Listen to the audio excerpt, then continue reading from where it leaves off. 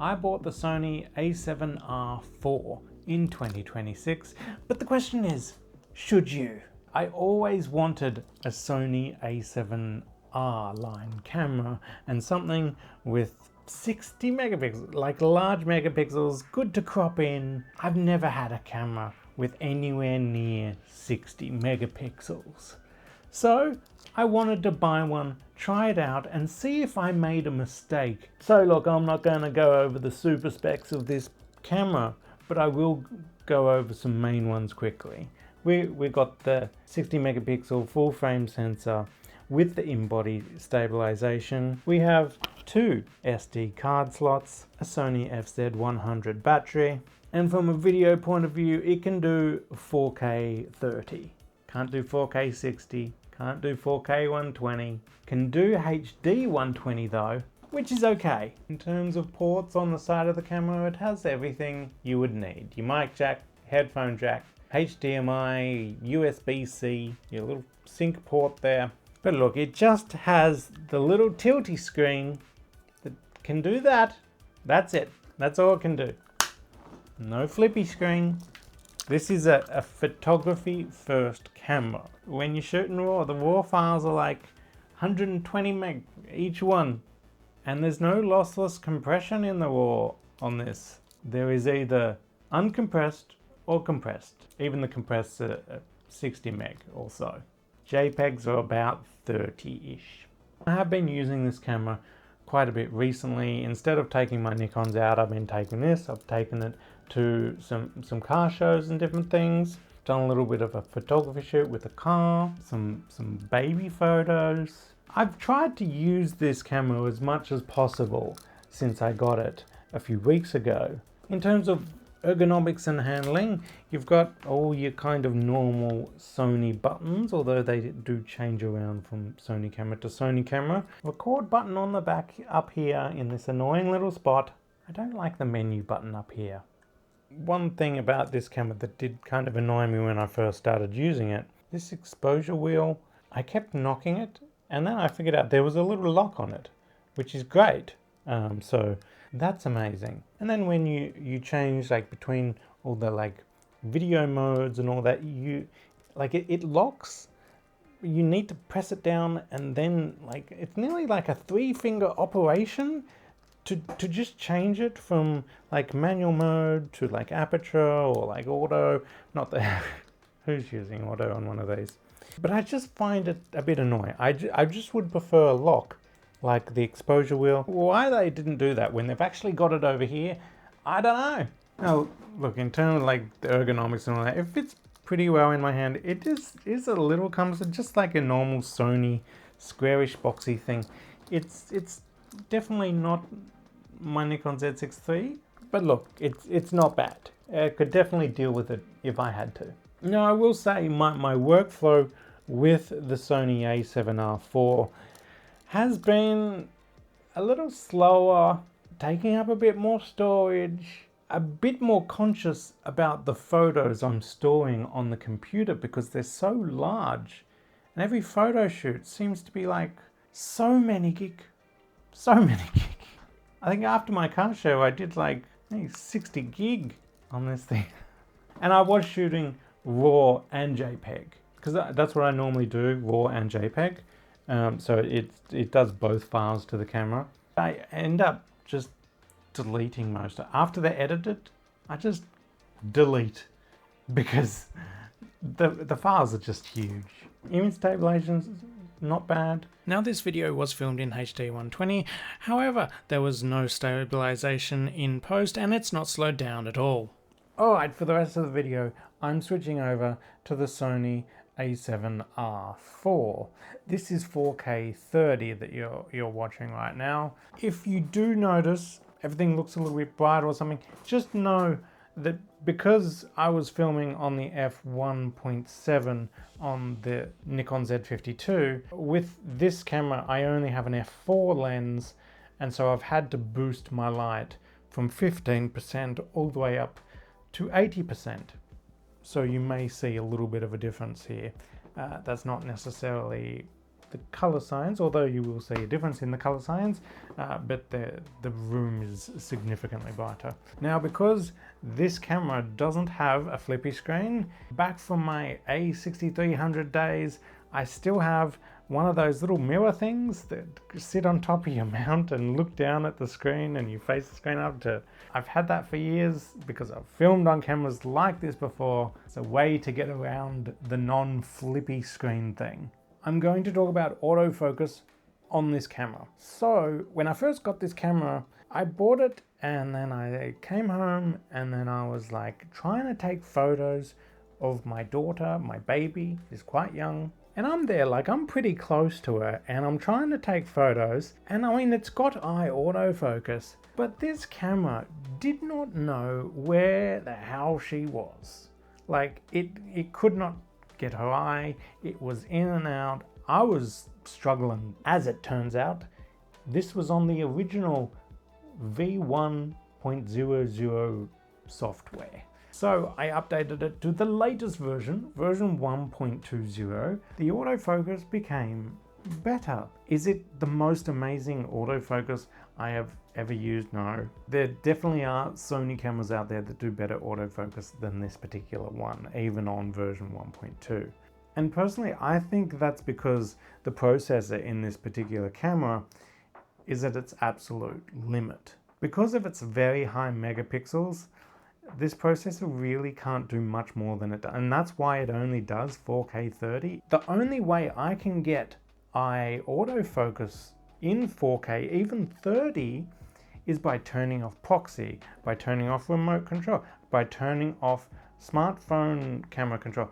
You got to turn all those settings off because it literally cannot process that and even eye autofocus in 4K 30. So I think there are certain times where the autofocus can get a little overloaded. Sony really should have upgraded the processor on this particular camera, and that shows in a few different ways. So in terms of autofocus for photography, oh, it's adequate. I don't really have any complaints for autofocus in photography. It does its job. As for autofocus for video, let's check it out. Ah, yes.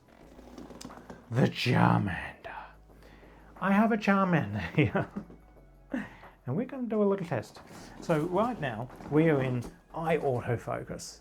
But if I hold this Charmander up, how quickly does it focus? Let's do it outside of my face a little bit and see if it focuses. No, it's still focused on my eye, which is probably a good thing. Will it catch Charmander's eye? No, it doesn't. But if I put it in front of my eye, oh, it's still not focusing, is it? Oh, now it has. Now it has. Yes. Oh, got me there. Oh, yeah, got him. Ah, it's starting to figure it out now. Come on. Yes, got it. All right, now let's run around a little. Got my eye, it does, it's got my eye. It's got my eye. I've got this on fast and like super responsive. So this should be pretty accurate. Okay, let's go to the side. Whoop. Oh, I saw face detect. Eye. Eye. Face detect eye. Face detect eye. Yeah, that's not bad. Whoop. Whoop. Got me? Yeah. Not doing too bad. Not too bad for an old Sony. Okay, let's talk about the screen quality. Let's start with the screen on the back. This is the version 1 that had the slightly lower quality screen. From mid 2020 on with the A version, the screen quality actually got a lot better. Do I have a significant issue with the screen quality on the back on this? No, not particularly. It's okay. It doesn't blow me away. I don't find it hard to rely on. Reasonably accurate, you can go off it enough. I don't have any complaints, to be honest. Would I get an A version just for the better screen? Not particularly, but I mean, if it's similar price, same price, I mean, yeah, go the A version. But, you know, I don't think it's a big deal. Now for the EVF. EVF is quite good for the most part until you half press the shutter button. The processor can't keep up. It literally can't show you with the EVF the highest quality while focusing. That's a weird thing. Other than that, EVF is good. I like it. Let's talk about image quality. Image quality in photos first. Outdoor, like I did this car show, and it was all during the day, bright light, had polarizer and all that on there obviously. ISO was like 100, 200. So the quality of the photos with this was amazing. Did some like photography car shoots like with my own car and stuff. Generally, quality is amazing during those conditions. Photos look amazing, you can crop in, got lots of detail, we've got 60 megapixels here. Beautiful. Under controlled conditions, under highlight conditions, this camera is amazing. I love it, and this is kind of why I wanted a high megapixel camera in my arsenal for this particular thing. But unfortunately, high megapixels have its downfall elsewhere. You know, the A7R6 just got released recently, and I watched a review that was saying that the image quality on that was kind of lackluster at 1600 ISO and above, and it just didn't like pop. And to be honest, I find the exact same thing with the A7R4. Soon as you hit around 1600 ISO, the amazing photoness of the A7R4 just disappears. They just get a bit like wishy-washy. I don't know, it just doesn't pop. The noise starts to increase significantly. If you are going to be doing a lot of low light photography with this particular camera, you gotta be sure you've got some low light lenses on it. You're talking f1.2, f1.4, f1.8 to really try and get rid of that noise so you don't have to pump up the ISO. This is my opinion. For me, I wouldn't pick up this camera for low light shooting. As for video image quality, well, I mean, you've been watching it for a while now, so how is it? Obviously, shooting video on a 60 megapixel camera, it's gonna have huge file sizes, just as the file sizes on the photos are huge. Do you need 60 megapixel video? Probably not. Why? But if you want it, it's there. Looks amazing, right? Mostly amazing. I mean, it's 4th generation Sony color science, so it's not as grainy as what the 3rd generation was with like the A7RIVs and A6300s and stuff. It's better. It can shoot 120. 120 looks good, like in HD, of course, not 4K. Even on my Z6 III, half the time, I shoot HD 120, even though it's even capable of 6K. But this is YouTube and not a movie. Now, normally Sony cameras are pretty bad with rolling shutter, like even the A7RIVs and stuff, they're pretty bad, and they're only like 24 megapixels or whatever. This is 60 megapixels, and because it takes so long to read that sensor with all those megapixels, rolling shutter's even worse on this thing. If you're shooting sports, I wouldn't. Not with this one. Like the new A7R6, that has like a stacked sensor, and even that's not great. Why? Because it's 66 megapixels or whatever, right? Even a stacked sensor at 66 megapixels takes a long time to read, and even then you can get like warpy bats and all that in sports with a stacked sensor at such high megapixels. So you can picture an unstacked sensor like this, it's not good. So in terms of photography, too much fast moving stuff, you're gonna get a little warpiness. And in terms of video, I mean, you're gonna get a little bit of jello if you're moving around a bit, but how common is that to do in actual video? Depends what you're shooting, of course. I think for 95% of people, it's probably not going to matter too much, but just know that's worse on this camera than most. So, is the Sony A7R4 right for you? Who's it for? Who's I think it's for anyway? Who is it not for? I think the A7R4 is for people that are shooting out in the day, that need high resolution, that like to crop in a bit, landscape photographers, studio photographers, people that shoot in those controlled conditions.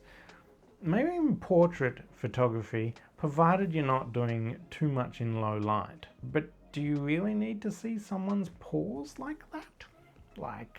But yeah, I mean, portrait photography you can do. You might need a little bit of a mist filter. I don't know. I'm personally happy shooting portraits on a 24 megapixel camera, even 20 megapixels really. Who is it not for? If you're shooting sports, nah. If you're strictly video, nah. There's better cameras out there. It's not for like people shooting in the clubs, you know, those all dark lit scenes where you got to pump the ISO up. Anytime where you're constantly shooting above 1600 ISO, you're better off with like a 25 megapixel camera, 20 megapixel camera, no more than 30-ish megapixels. I wouldn't go too much more than that for a lot of low light shooting. Am I keeping the camera? Look, I really want to. I don't think I am. I think I'm going to sell it. Thanks for watching this video, everybody. Hit that like button if you liked it. Subscribe for more videos. And I'll see you in the next video.